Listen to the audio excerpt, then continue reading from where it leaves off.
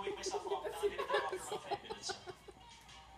May abs ka din? 5 minutes. Saan yung... Pinagpawisan na shower na. Daming abs mo. Talaga, mahirap daw yung 5 minutes na naka-plan.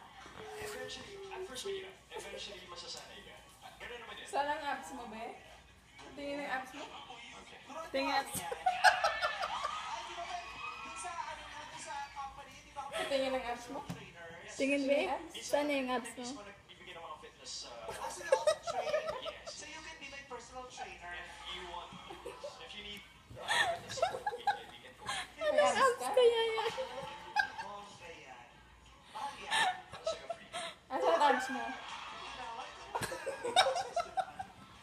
Yan naman masyado.